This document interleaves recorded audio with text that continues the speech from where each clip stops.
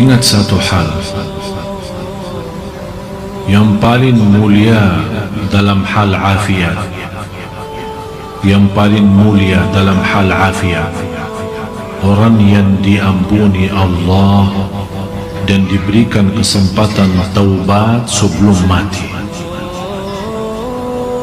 Yang paling tinggi dalam hal afiat, yang kita selalu mendengar doa Allahumma inni as'aluka al-afwa wal-afiyah, itu yang dimaksud afiat itu orang diberikan oleh Allah kesempatan taubat sebelum menghadapi kematian.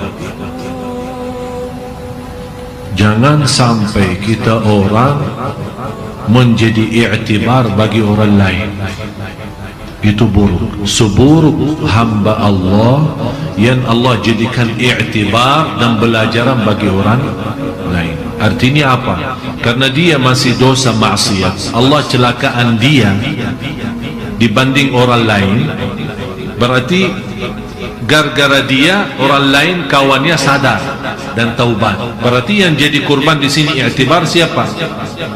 Jangan sampai kita orang dijadikan oleh Allah i'tibar dan belajaran bagi orang lain. Na'udzubillah. Yang semestinya kita menjadi contoh baik dan menjadi belajaran baik bagi orang lain, yang membuat orang lain semangat untuk beribadah. Oleh kerana itu harus kita orang berbanyak taubat kepada Allah. Berbanyak taubat. Dosa sembunyi, dosa rahasia, dosa besar, dosa kecil. Kita tidak tahu kapan saatnya kita menghadapi kematian. Jangan sampai kita menghadapi kematian tapi kita belum taubat dari dosa itu. Karena na'udzubillah, orang yang meninggal dunia masih memiliki dosa maksiat, apalagi dosa itu besar, belum dia sempat taubat kepada Allah subhanahu wa ta'ala, bisa menjadi ancaman. Ada seorang wanita pernah bermimpi, mohon maaf, dia sepertinya kebiasaan berlaku zina. Dia pernah mimpi dan melihat dalam mimpi itu naik satu mobil, kemudian dengan keluarganya, kemudian naik gunung. Tiba-tiba pas menuju ke puncaknya, terbalik mobil itu. Terbalik dan tiba-tiba merasa habis dia terbalik, sepertinya pingsan. Begitu dia sadar, malah dia melihat dirinya dalam kubur. Dan di situ dia melihat keluar api dari mulutnya dan keluar api dari bawah. Api yang keluar. Dia sepertinya kaget lewat mimpi itu. Dia bertanya, saya sampaikan kepada ibu itu, ibu, saya tidak kenal anda dari mana dan tidak kenal siapa anda, tapi ibu, ittaqillah, bertakwa kepada Allah, karena kamu masih suka berbuat zina. Di situ dia nangis. Saya bilang segera bertaubat, karena ini menjadi ancaman bagimu nanti disiksa kubur. Na'udzubillah. Oleh karena itu Bapak Ibu, semua kita punya dosa. Allah Maha tahu dosa kita besar maupun kecil. Bisa kita menutupi dosa kita dari orang, tapi kita lupa menutupi dosa kita dari Allah Subhanahu wa ta'ala, dan tidak akan bisa menutupi dosa kita. Dan disitulah maha kasih sayangnya Allah. Berapapun dosa kita, selama kita masih beristighfar dan taubat dan nasuh, akan Allah ampuni. Jangan sampai kita mati belum taubat. Rasulullah SAW bersabda, semua turunan anak Adam, semua anak Adam bersalah, berdosa, tapi sebaik-baik antara yang salah, yang taubatan nasuha, taubat yang benar. Setiap malam kita taubat lewat istighfar. Jangan sampai kita menjadi i'tibar bagi orang lain. Bisa kita lupa, tapi semua tertulis di kitab Allah, semua tertulis di buku amal. Tidak ada yang bisa dilupakan oleh Allah Subhanahu wa ta'ala. Oleh karena itu kita malu kalau kita menghadapi Allah masih ada dosa dan maksiat kita. Alhamdulillah, syukur masih salat kita bisa mendapatkan ampunan, Zikir kita bisa mendapatkan ampunan. Majlis ta'lim seperti ini kita bisa mendapatkan ampunan. Oleh karena itu jamaah sekalian, saya nasihatin anda semua, masih anda punya kesempatan untuk berbanyak amal saleh sebelum kita menghadapi kematian.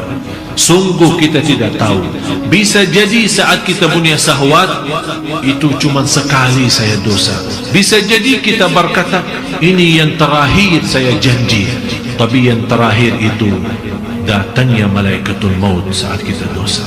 Ternyata memang yang terakhir, tapi juga yang terakhir kita pisah dari dunia. Disitulah kita dapat na'udzubillah su'ul khatimah. Mudah-mudahan diselamatkan oleh Allah.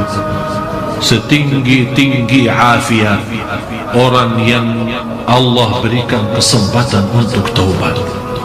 Dan seandainya kita sudah merasa diri sudah punya salah, punya maksiat, jangan sampai anda suka menceritakan ke orang lain atau anda bangga terhadap pelaku dosa itu.